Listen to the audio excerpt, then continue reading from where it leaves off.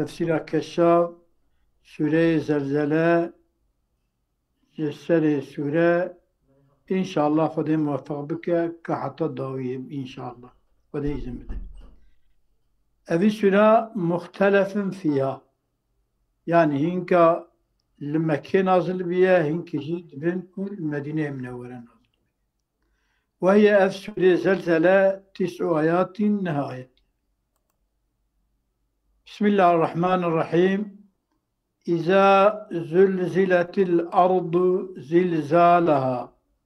وأخرجت الأرض أثقالها وقال الإنسان ما لها يومئذ تحدث أخبارها. إذا زلزلت الأرض وقتك أرض بزلزلة كرني يعني أرض بهجاندني زلزالها أو زلزال أرضي كن مخصوص بأرضية وخلق عالمي بوي زلزال أول ذات الدنيا خراد به تبديلات به بزلزال دنيكا تشتكو دبني أرضي داية جدفينا جمرية داد كذن ري أرضي. إذا زلزلت الأرض زلزالها وأخرجت الأرض وأرض جدرخة شدرخة أثقالها جرانية خدرخة يعني أو تشكد أرضي هاتنا دفين كرني جمرية أوانا نكات درخة ري أرضي وخلق عالمي جان روحتك وان بدنا وان برشا عضاي وان بقينا هفدوها بكل خلق عليم وان بينا حضورها. وقال الإنسان ما لها إنسان دبيت تشتكو فايدة لي إنسانا بعصاويتك ويتشتي بيش يومئذ أدوي رجاكو دبرما عرضية واتشبه وأرجي مريا درخة عرضي درخة شرية عرضي وإنسان تشتكو فايدة لي جيرا بعصاوي بك دوي رجلا تحدث خبر دا أرض أخبارها خبر خود تشتكو ام دبین کی بلکی ارد گوهی و تنن چاوی و تنه ام شبکن سری ارده يعني كسكي شهادة متنا كس منابينا أما دوي روجدا تحدث أخبارها أو خبرك ودارده داتنا كرني جباشي خرابي لكي دري تشاتيه كرني أو أرض ببيش ديجا تحدثوجي بأن ربك حدثاوجي بربته يا محمد عليه السلام أو حالها إلهام دكا إليها ببالأرض ذا إلهام ببالأرض ذا دكا كو أرض ويقاذي تشبكا أرض خبر ده أرض خبر ده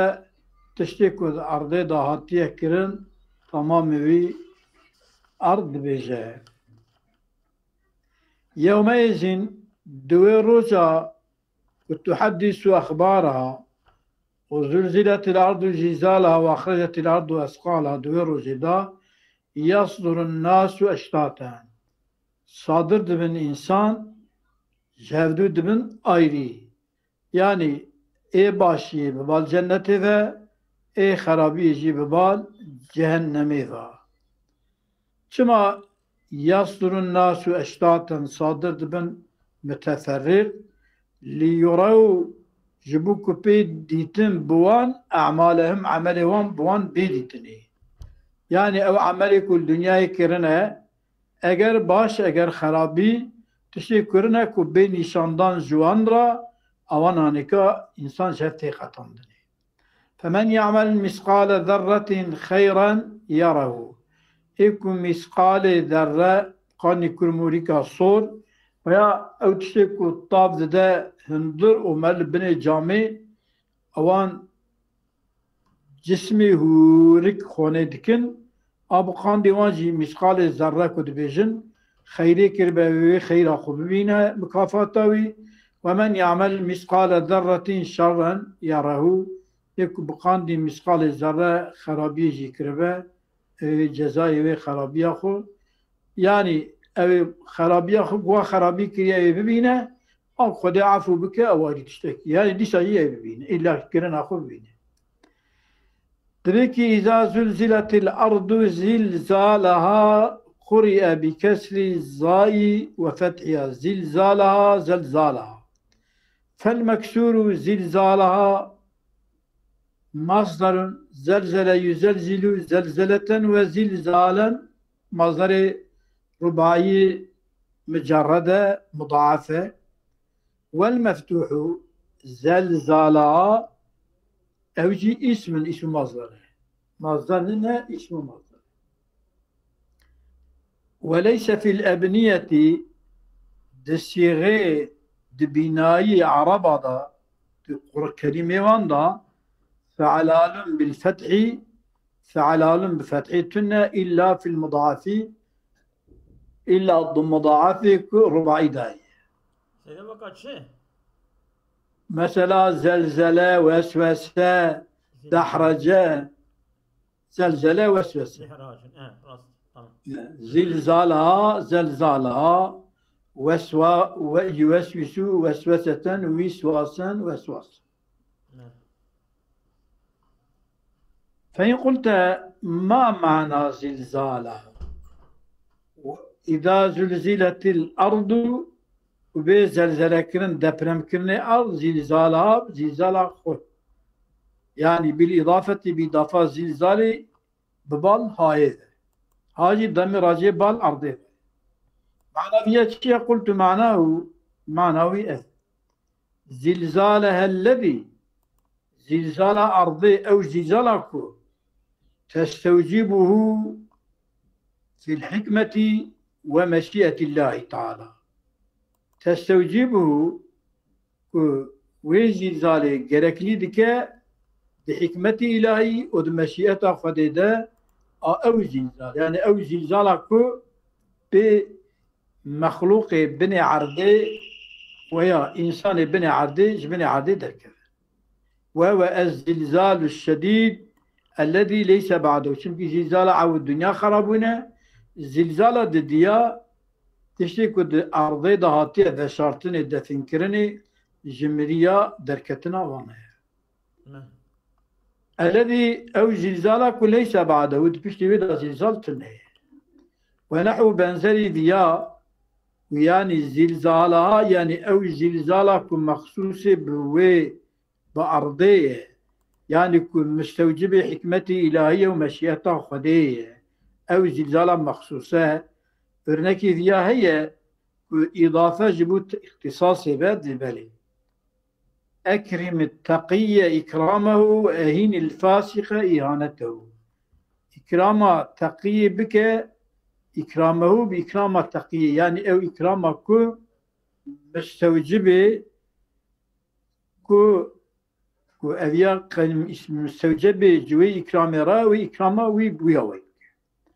وأهين الفاسقة إهانة فاسقي بك إهانته إهانتكم مستحقي وإهانته تريد تيرادك أكرم التقي إكرامه وأهين الفاسق إهانته ما يستوجبانه تقي وفاسق تشكو مستوجبه وإكرام وإهانتنا أو مستوجب وماينة أو ماجي من الإكرام دي تقييدا والإهانة دي إهانة دا إفاصة يا زلزالها التي تستوجبه في الحكمة يا أو زلزالها كله زلزال أرضي تمام زلزلة وجميع ما هو ممكن منه الأثقال وجميع ما هو ممكن منه وتمام زلزالة كله تمام زلزالة وجميع ما هو ممكن تمام تشك إمكان دبجي زلزلة دبرم دبا دبرم ليتكفى يعني كو مخلوق جبني أرضي دتكفى دربا روح كذيك تشحسي جاء آية كريمة دا وأخرجت الأرض أثقالها أرض جرانية خود تشتكو الأرض دا هاتية دفن كرنة وشارتنة جمرية وج خزينة ودفنة تشكي أرض خودها نايلة تبدأ تخدر فكي جمع أثقال جمع ثقل وهو متاع البيت أساس أثقال أشياء مالي راتفوتني القرآن الكريم وتحمل أثقالكم إلى بلد لم تكونوا بالغه إلا بشق الأنفس ونحمل لكن أشياء خوية مالي ويا تجارتي ببال هنكي بازار دنيكابا حمل كرنا ونينا إلا بزحمتي وأزيتي إذا ذي آية كريمة دا أخرجت الأرض أثقالها يعني أرض جرانية هندري خدت خدشية معناوي شيء جعل ما في جوفها تشتك ونندري أرضي دا من الدفائن ودي بقران يا أثقالا لها كريا جرانيش أرضيرا وقال كريا جراني اشتا قلت أرض أوي جراني أخو درد وقال الإنسان ما لا إنسان دبي تشتك وش إنسان را فايدلية أويد بيجي زلزلت هذه الزلزلة الشديدة أرض دبرم كرني بفيد دبرما مزن ذاتي دبرما أول شيا وأرض ودنز وفلان تتشكينا من التفدوز دبا إجا بفيد دبرما هانيكاجي تشتكو دبني عرضي دا تبدأت كن درفا ولا فصد أرض ضافيشة ما في بطنها تشتكو دزكي أرضي داية أو برشي جاني إنسانا شيوان هبه تب ضافيشة الدرفا وذلك اف زلزلاها نكاك وارض تشيكو دزكي ويدا دافيجا الدرفا عند النفخة الثانية لنك تفكرنا إسرافيل عليه السلام تفكرنا دوديا حين تزلزل حين كو أرض تدبرم كرني وتلفظ وأرض دافيجا أمواتها مريخ دافيجا أحيام صاغيتي وان دافيجا مريوان درناخه فيقولون دبيجن إنسان ذلك ما لها دبيجن شما ما لها دبيجن لما يبهرهم من الأمر الفظيع جبوه ما يكو عندخا بعجائب أمريكي مرجد الترستاج بأمريكو ترسو هيبتا وأمري هي إجا جوي تشتكو يعني دبين باشيجية بحثا باشيجي كما يقولون وكي واجد بيجن من بعثنا من مرقدنا كمش قبر ما مشام ديه وقيل هذا قول الكافر من بعثنا من مرقدنا قلتنا كافر هي شما لأنه كان لا يؤمن بالبعث أو إيمان بالقيامة ناينة وقتا قرادبة من بعثنا من مرقدنا كمش قبر فأما المؤمن أو إنسان يكون مؤمن به فيقول سيدة سيدة أبو سيدة كلامك سيدة سيدة بورا سيدة دنك وقال الإنسان ما لها معناه يا وشكو تشتكو إنسان ما لها تشتكو دلهي إنسان كان ما لها ما لها شاغلت ضميرها هاي راجع إنسان في نفسه السيدة لا والله يعني ننجي درتس نعم أنا صار عجا كيس كخير أخو تمام ها ما قلت هاي كنت معناتك ضميرها ما لها هاي ترجع بالإنسان واتكي يا أزيان مش فاهم لا موسى كربجي يعني شيء دمير الله راجب الإنسان إذا نعم يا أزوسا فهمتك المزانة أنا أسمع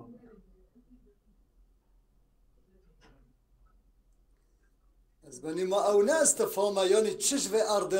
حياة أريا ما لها يعني أرضي تشبيك أواتك أوان هاتشي قدر بس يعني سيدة الطيبي دبي أي شيء ثبت لها في هذه الحالة يعني دبي تقول شاط يسري أرضي شبيه بأرضي شبيه أرضي أرض في شيء كده يعني تشتكي بني ويدايا دندري ويدايا تبدأ يعني من يانش فهمنا كيف ونجوا سيدة لا في يانش فهمنا ولفتت ما في بطنها يا دبيكي فإن قلت ما معنى تحديث الأرض والإيحاء إليها، تحدث أخبارها بأن ربك أوحى لها. معنى أرض خبرداني خود بيجاه وخدايته وحي ببال أرضيتك كمعنى دي شيء قلت هو مجاز. معنى تحدث الأرض أوحى لها مجازة عن إحداث الله تعالى فيها خدا إيجاد كد أرضيها من الأحوال جنك حالتك ما يقوم مقام التحديث باللسان. يعني كنكي وكيكو إشارة نيكو كذا دوسا خبردانا الزمان حتى ينظر من يقول حتى كم مزكا يكون بيجا ما لها تشج أرض راهية مزكا إلى تلك الأحوال ببان وان حالك وأرض إيراني خو درد خطر فيعلم ويقابي بزامده لما زلزلت شما أرض هاتياز بورن أولا نسخة مدى ما يقوم مقام التحديث بالنسيان باللسان نازولا ولا ما يقوم مقام التحديث باللسان. يعني أو إشارتي وكي كو سوى إنسان كارولال بإشارته وكي إشارته وكي خبردان فهمانه أب إشارة أرضي خود تعالى وصل إشارة ندس بيك شكرني كأوج قام المقام التحديث آمد أو هاي يعني بالزمان حالي خو خبر دنه كل زمان إنسان يا وياخد خو عين خود تعالى أو زمان دافد كزمان وي يعني زمان كو خود تعالى ببدأ كو إنسان بدأ فهم كرني وي زماني يعني تعبيراوي وي خبرداني تديكي أو خبر تدي يعني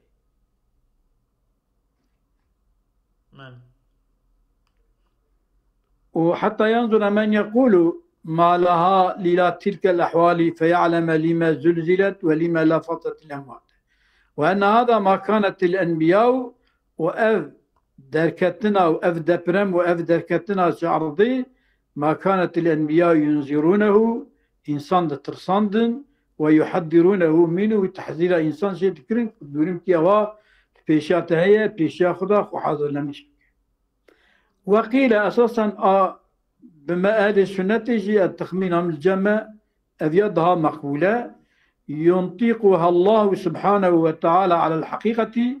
خدا السر حقيقة أرض ده خبر داني وتخبر إخبار دك بما عمل عليها بما يكواتي عمل كنه لسر أرض من خيرين وشرين جباشي خرابي. وروي عن رسول الله صلى الله عليه وسلم تشهد على كل أحد بما عمل على ظهرها شاديد ده أرض لسر هركسي بما يكو إنسان عمل كده لسر ري أرضي شكر با رجع قيامته أرض شاديي بكرنا وان مرفا وان إنسانا كيد ببرد باشي اگر خراب. فإن قلت سؤال كيواب بيجي إذا ويومئذ إذا زلزلت الأرض زلزالها يومئذ تحدث أخبارها أوانا شفرت ما ناصبهما ناصب يومئذ وإذا يتشيه. قلت يومئذ بدل من إذا بدل شبش إذا زلزلت الأرض إذا وناصب ما ناصب يومئذ وإذا تحدث. ويجوز تشكيل بها أن ينتصب إذا بمضمر إذا زلزلت الأرض منصوب بمقدرة كيف با يعني أذكر إذا زلزلت الأرض ويومئذ جاء تحدث يومئذ أخبارها. فإن قلت أين مفعولا تحدث البتة حدث يحدث تحدث دو مفعولات خاصة ومفعول كي جاء أخبارها مفعول النقال كدرية جوابه. قلت دبيمتي حدث أولهما أول هذه مفعولات يحس والثاني مفعول ثاني أخبارها وأصله أصل مفعول أول أبا تحدث الأرض الخلق تحدث أخبارها خبر خدك، إلى أن المقصود غاية ذكر تحديثها الأخبار لا ذكر الخلق تعظيما لليوم. ذكر تحديث أرضك أرض بخبرها ببيجة، نكو ذكر مخلوقة إجا ذكر تحديث أرضية تعظيما لليوم أو روزكي دقيشك مزنة كو دوي روجيدا أرض خبر ده بكرني مخلوق. فإن قلت سؤالك دن بما تعلقت الباء في قوله بأن ربك وحالها، بأن ربك وحالها متعلقة بشبايا، قلت بتحدثوا متعلقة تحدثوا معناه سيدة أبشي احتياج ديت استثناء إلا أن المقصود ذكر تحديثها الأخبار لا ذكر الخبر خلق تعظيما لليوم. هذا شما وات بيجي يعني دبيكي الأرض سيدة أجاوبي قرخنج جيتا أرضي أبكي وتشتكي مخلوقك بزمان بفلان ببيفان وقرابة إخبارك كرني مخلوق بك أذيانك مقصد جي أبا تشتكي عجائبة نكو ذكرى خلقي تعظيما لليومين ذكرى خلق ويروجي بيراخوغا تعظيما ويروجي مقصود جنينة مقصود جي أبا كو دوي روجي دا خبردان أرضي تشتكي معهودي كو دنبا إنسان دا كو هاتب ناس كرني نينة سيدا لبني طيبين الجاز عباري جورا بخوينم أي الخرد في الآية هو المفعول الثاني للأول شما لأن السورة مسوقة في هول القيامة تمام يوم عظيم تحدث فيه الجمادات. سيدا از دبم قي اوات تشكي بيجا يعني çünkü mef'ul evvel ve mef'ul sani mef'ul evvel müsnedu ileyhiye maksud de cümle da de habera da mef'ul evvel müsnedu ileyhiye icad ve derida aslında müsnedu ileyhi yani mef'ul evvel ne ku müsnedu ileyhiye de asli khuda berya mef'uliyeti hena ku fi'lat yasar nekle mef'ul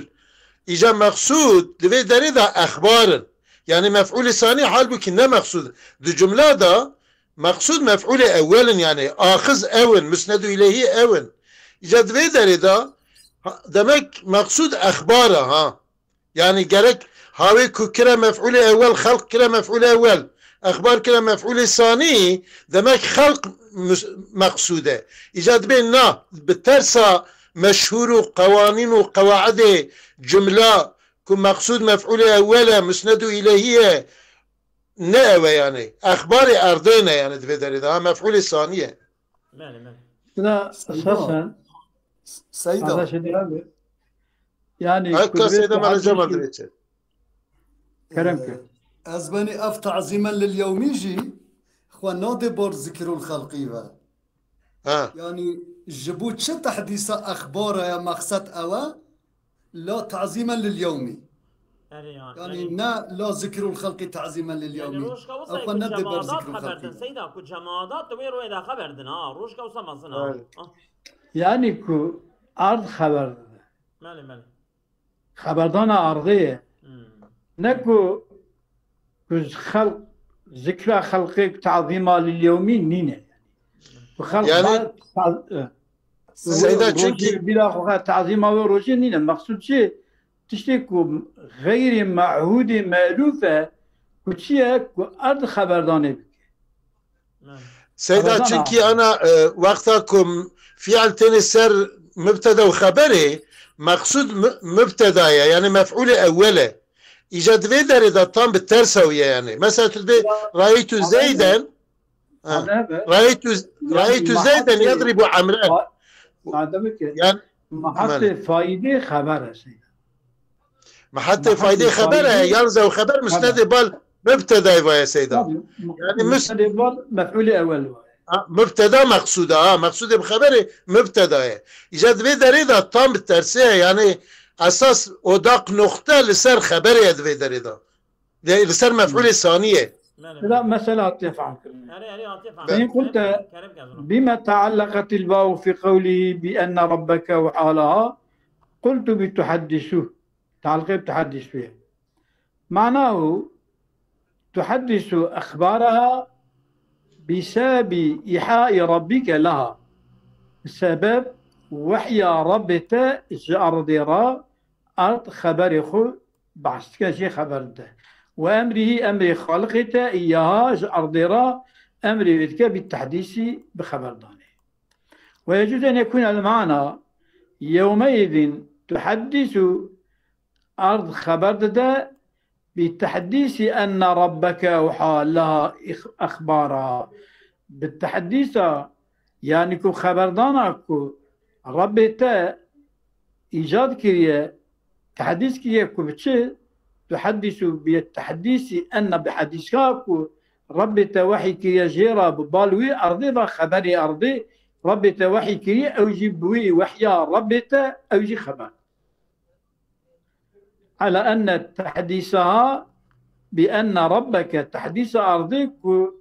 خبر ذاك ربته وحي جيرا كريه تحديث خبردانك بأخبارها بأخبار أرضية تشتك خبر أرضنا أرضي خبر كما تقول نصحتني كل نصيحة بأن نصحتني في الدين سيدة سيدة أبدي دريد أنا هردو معناه هذا شو فرق تشيبو كي يا سيدة دبي معناه تحدث أخبارها بسبب إيحاء ربك لها ويجوز أن يكون المعنى يومئذ تحدث يجوز أن يكون المعنى يومئذ تحدث أخبارها تحدث بالتحديث ربك الودري أنا شكر أنا بأن ربك مضاف كالودري مخدر هذا تقدير مضافة تحديث ربك والله جمرة أو شينا بس هذا أدبين دبكو أوابه يعني معنى أول تحدث أخبارها أخبار خد بيجه والخبر كد بيجه دبيجه شما دبيجه بسبب ربي بيجرى قد بسبب ربي دبي تحدث أخبارها خبر خد بيجه شما دبيجه قال نقولتنا دبي بسبب إيحاء ربك لها وأمره إياه بالتحديث قلت يا بيجه خبر بيجه معناته دويا إذا معناته دويا يومئذ تحدث بالتحديث أن ربك أوحى لها أخبارها دبي خبر ده دبي ربي من جمرة قوتية ربي من بتحديث أن ربك ربي من تحديث كريا جمرة أوحى لها أخبارها يعني ربي مش مرا وحي كي واجبي خبر ده معنى يا سيدا والظاهر عباره او كونانر اللوما والظاهر ان البائع على هذا كالبائع في قولك لئن لقيت فلانا لتلقين به رجلا متناهيا في الخير المعنى يومئذ تحدث بتحديث ان ربك اوحى لها اخبارها المتناهيه في بابها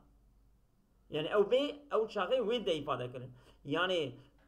بأن ربك أوحى لها يعني قصون درجة أو كان فيكون من باب التجريد لا يعني هذا الدويا نبا سببيته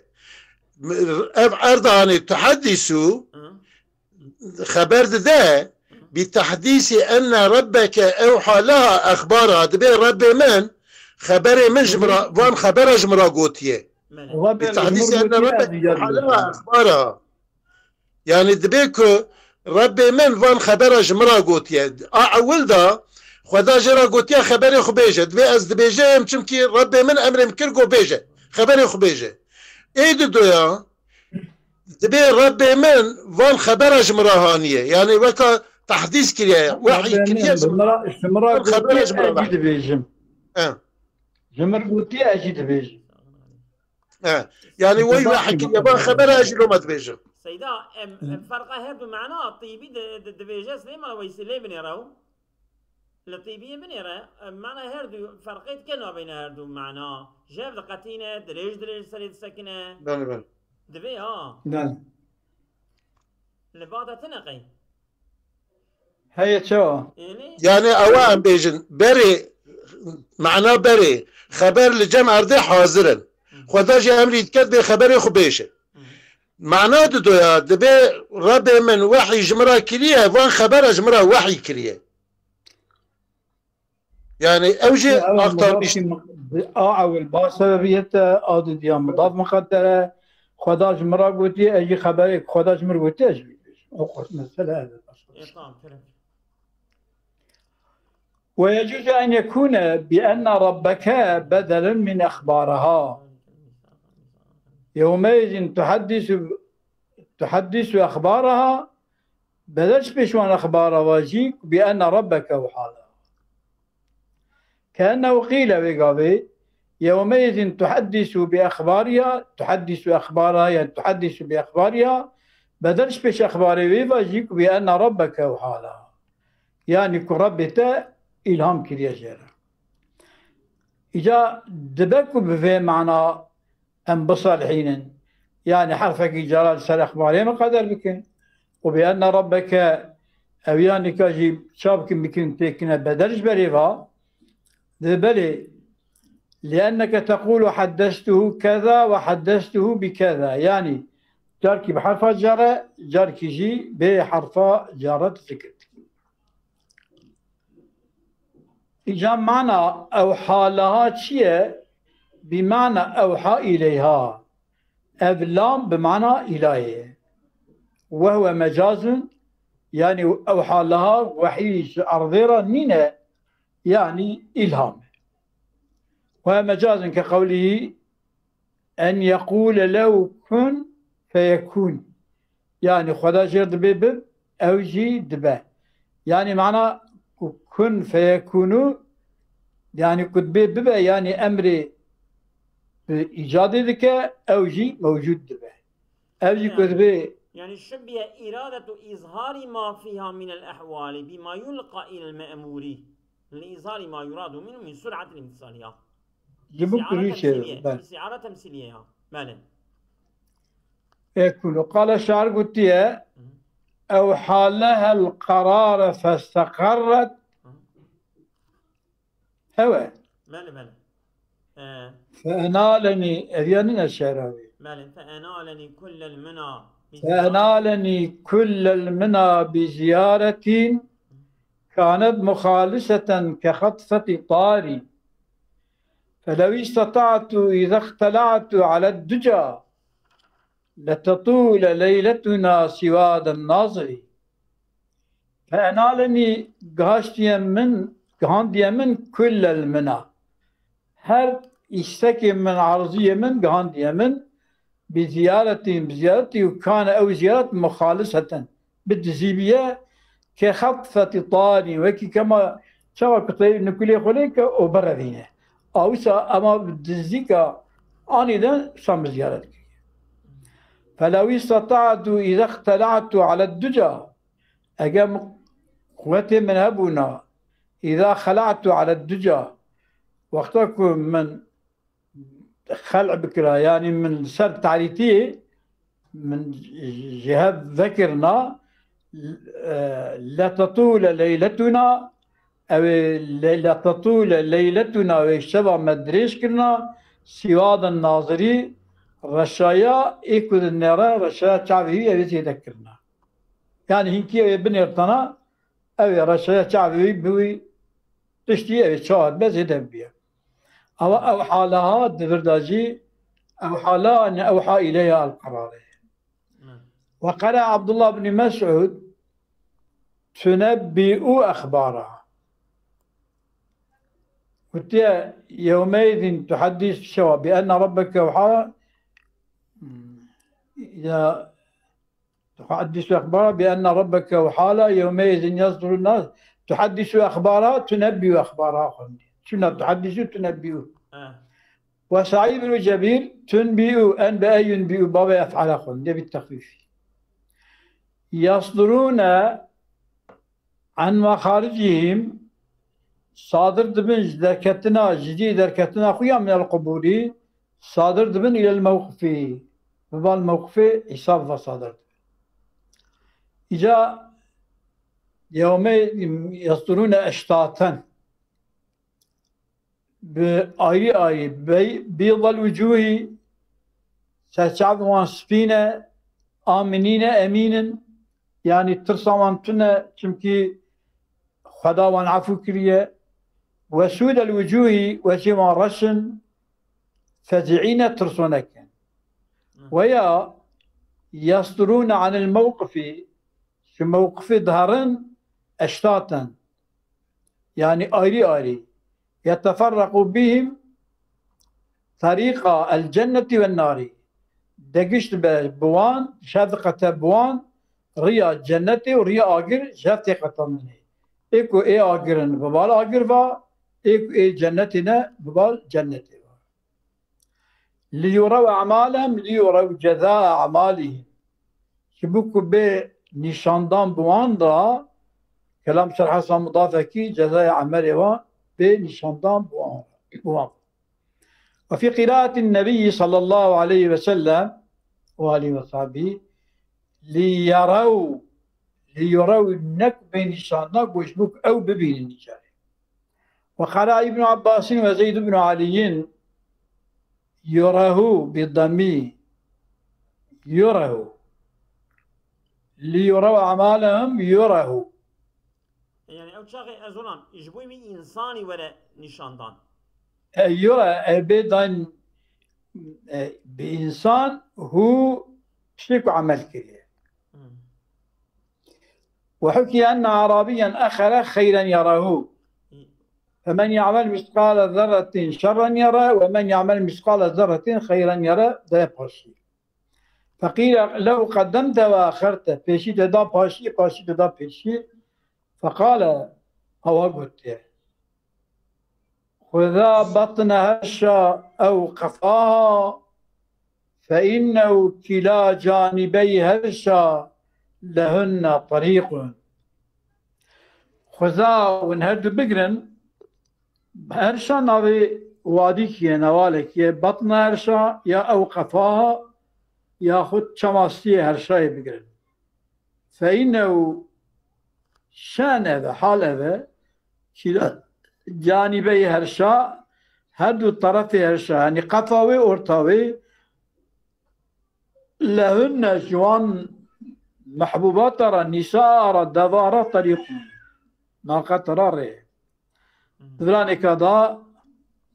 شوية دراني كذا بطن هرشا أو قفاها عولي بعصا بطني كريه فاشي بعصا قفاي كريه بطني مقدم هرشا قفاي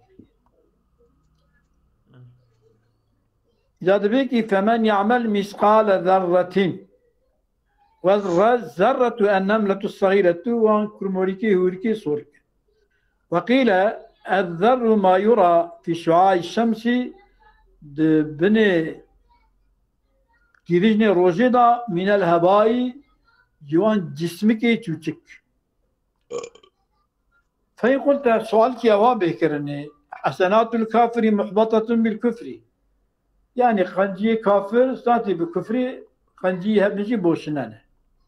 وسيئات المؤمن معفوة أو جعفولين باجتناب الكبار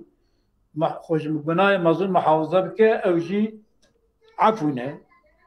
فما معنى الجزاء بمثاقل الذر من الخير والشر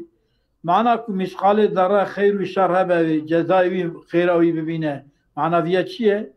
قلت المعنى فمن يعمل مثقال ذرة خيرا من فريق السعداء ومن يعمل مثقال الذرة من فريق الأشقياء أو ببينه ديتن آيرية أو جذاكين لسري آيرية لأنه جاء بعد قول يصدر الناس أشتاتا يعني إنسان صادر دبرج خبري ديك شكل تفرقين جاب آيرينا يكو جاب آيرينا أو أبيك آلي باشي بن خير أخويا بقاندي مسقال درجة خير أخو مكافاتي بيدبينن إيكو آلي خرابية بنجي طابية يعني كا إيكو إيه شرينة تشكيوان إيكو بيعفو كرنة تنية أو السروي مسقال درجة بي جزاد أو سيدا انتصاف ليه اعتراض قال لبي قرشاوية هم بالمذهب غبار من قرأ ذي حديث ذي بخينن من قرأ عن رسول الله صلى الله عليه وسلم من قرأ سورة إذا زلزلت الأرض 4 مرات çünkü dinki hadis-i nekada jid ve qanna iza zulzilat al-ardu zilzala ta'dilu rub'al Qur'ani da jid ve mer şajala bkhayna kana kemen qara al-Qur'ana kulluhu peki tamam Qur'an'ı khondu be. أصابكم الله خير كثيرا. ويانا